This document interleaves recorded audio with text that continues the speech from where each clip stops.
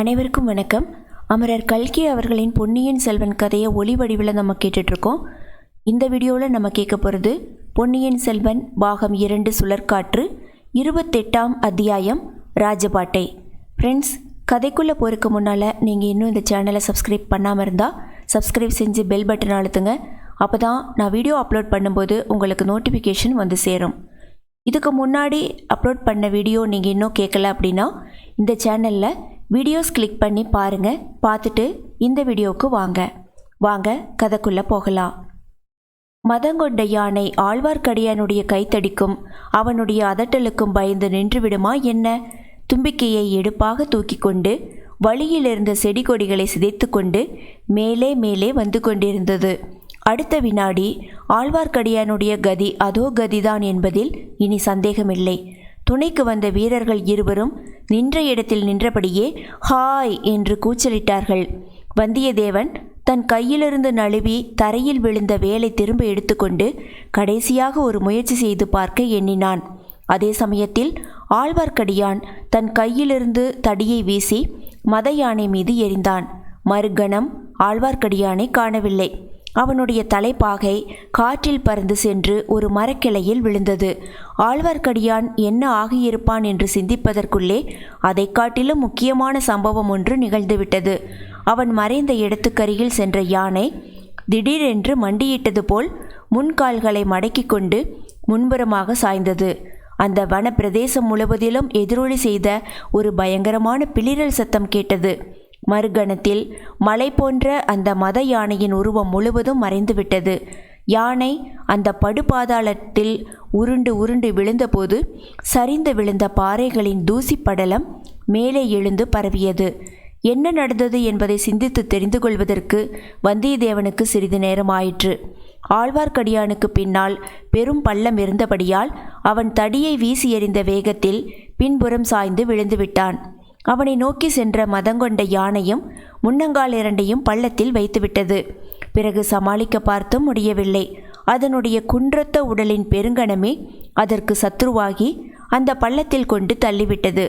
மத யானைக்கும் மத யானையை ஒத்த ஆழ்வார்க்கடியானுக்கும் ஒரே நேரத்தில் ஒரே விதமான மரணம் சம்பவித்துவிட்டது. இதை வந்தியத்தேவனுடைய உள்ளம் உணர்ந்ததும் அவனுடைய உடம்பு சிலிர்த்தது. அவனுடைய இதயத்தில் பெரும் வேதனை உண்டாயிற்று. அந்த ஸ்ரீ வைஷ்ணவன் மீது வந்தியத்தேவனுக்கு முதலில் ஏற்பட்டிருந்த சந்தேகங்கள் எல்லாம் மறைந்து பிரயாணத்தின் போது அவன் பேரில் ஒருவித வாஞ்சையே ஏற்பட்டிருந்தது. அப்படிப்பட்டவனுக்கு இத்தகைய கதியா நேர வேணும்? அவனுடைய உதவியும் வழித்துணையும் இல்லாமல் இனி தான் ஏற்றுக்கொண்டு வந்த காரியத்தை தானாகவே செய்து முடிக்க வேணுமே என்ற கவலையும் தோன்றியது. வைஷ்ணவனும் யானையும் பள்ளத்தில் விழுந்து மறைந்த இடத்துக்கு அருகில் வந்தியத்தேவன் வந்து நின்று கீழே உற்று பார்த்தான். முதலில் ஒரே புழுதி படலமாக இருந்தது.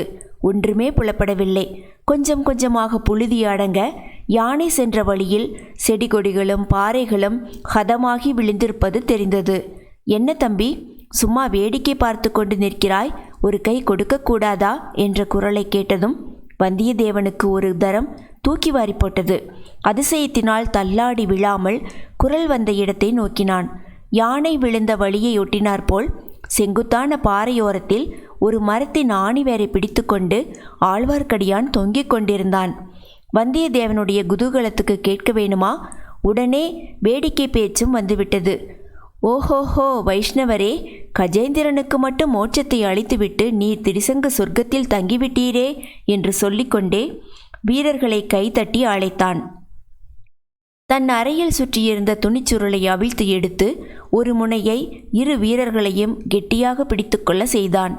இன்னொரு முனையை கீழே விட்டதும் ஆழ்வார்க்கடியான் மரத்தின் வேரை விட்டுவிட்டு துணிச்சுருளை பிடித்து கொண்டான்.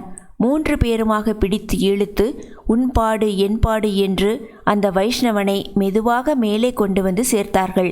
சிறிது நேரம் வரையில் ஆழ்வார்க்கடியான் நெடிய பெருமூச்சு விட்டுக்கொண்டு பிரக்ஞையற்றவன் போல படுத்து கிடந்தான். மற்றவர்கள் அவனை சூழ்ந்து நின்று ஆசுவாசப்படுத்தினார்கள்.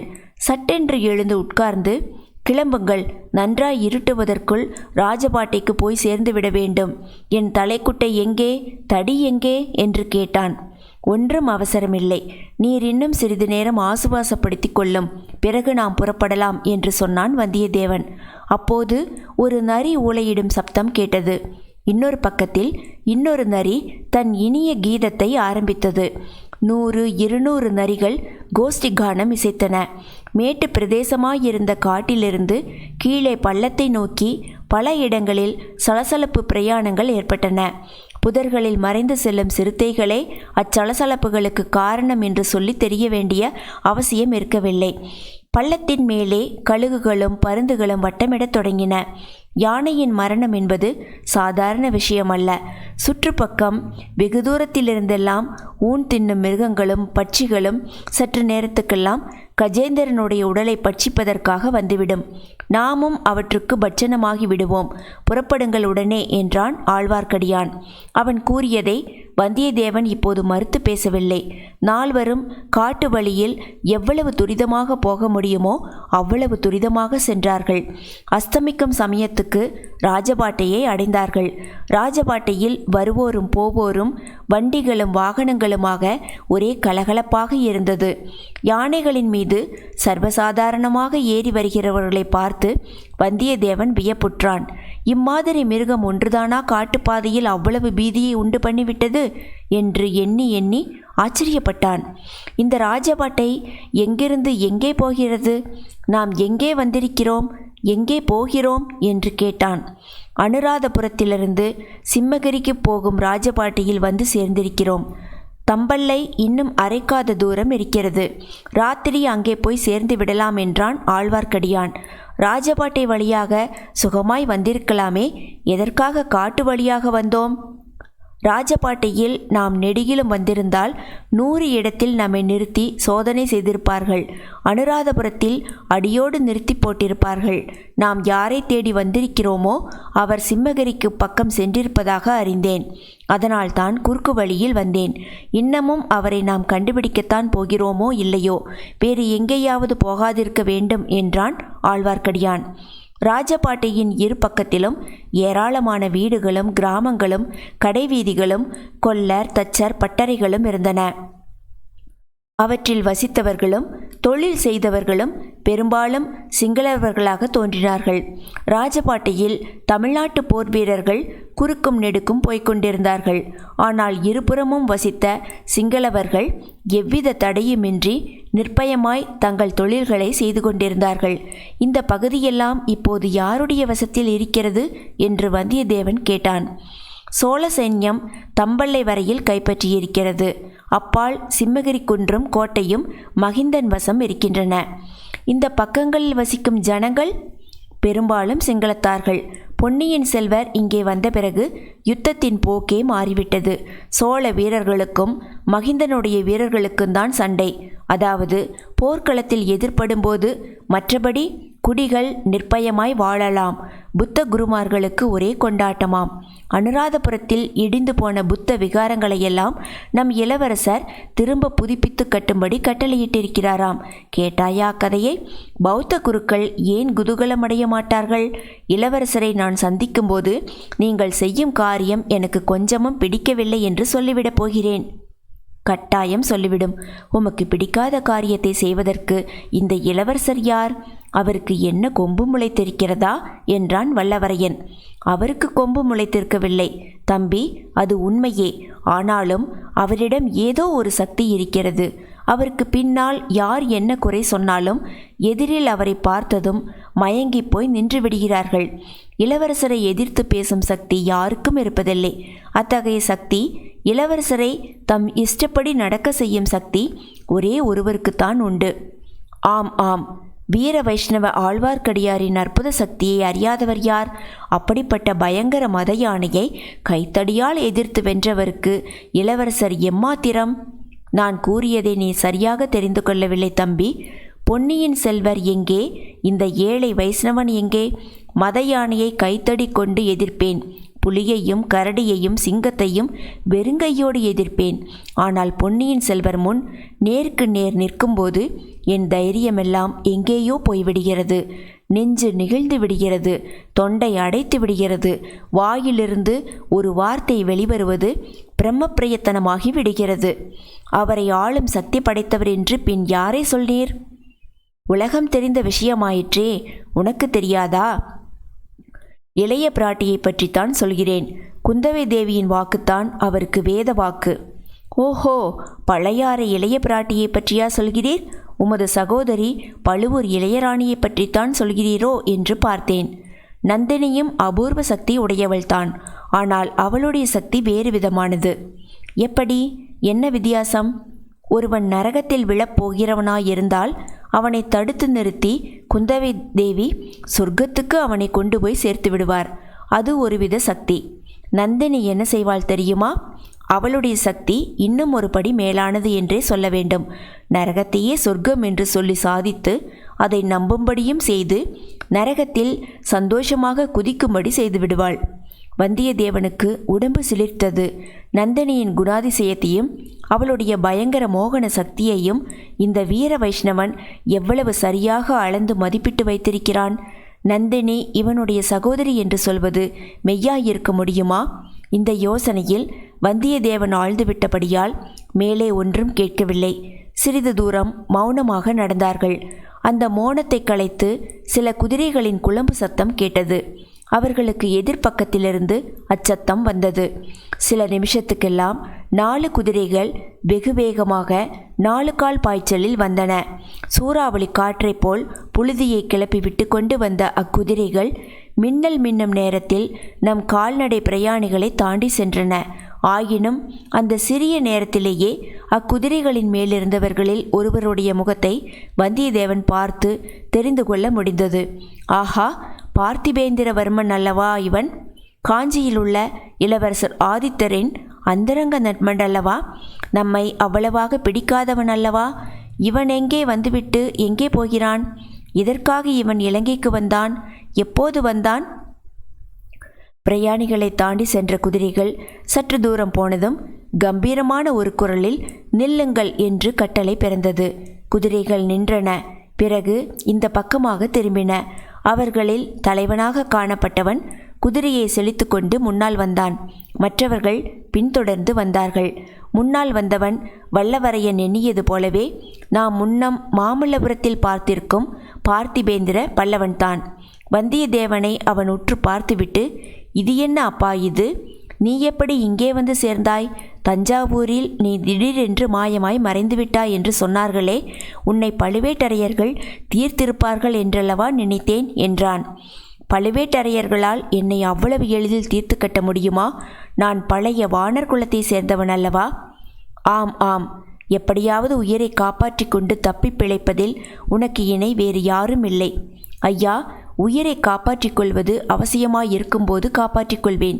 உயிரை கொடுக்க வேண்டிய சமயத்தில் கொடுக்கவும் அறிவேன்.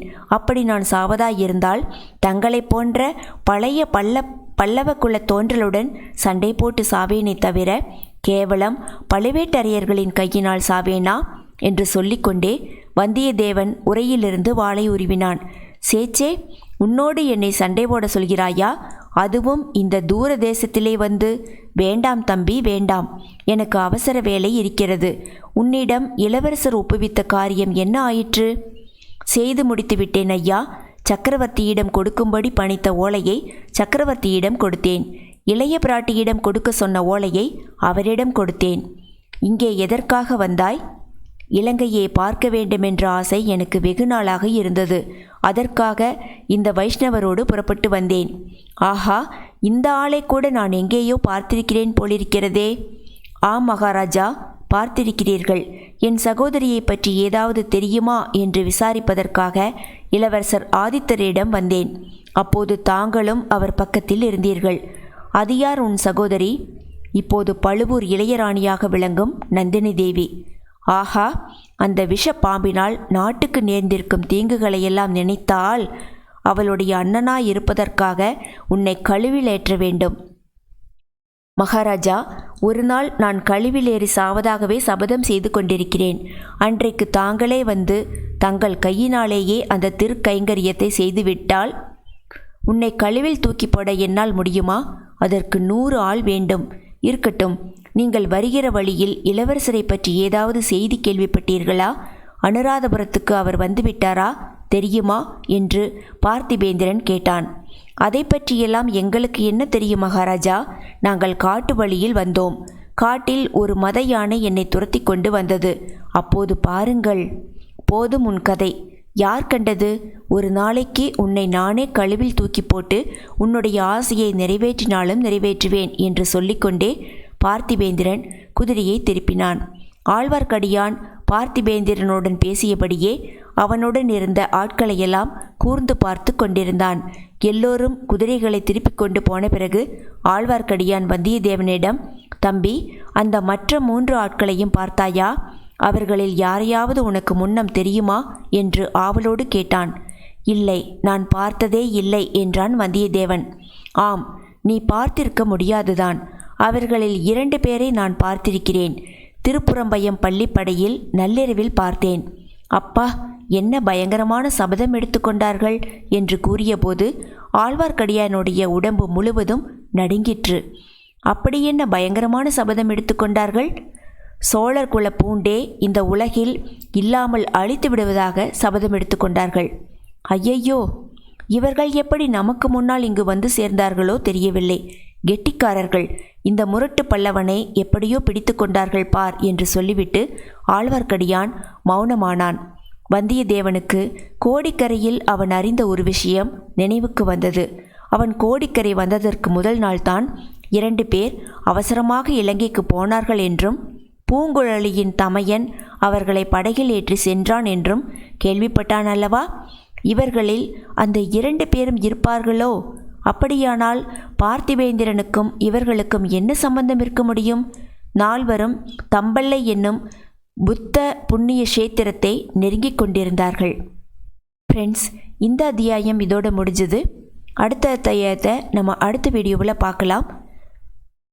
இந்த கதை கேட்டதுக்கு ரொம்ப நன்றி.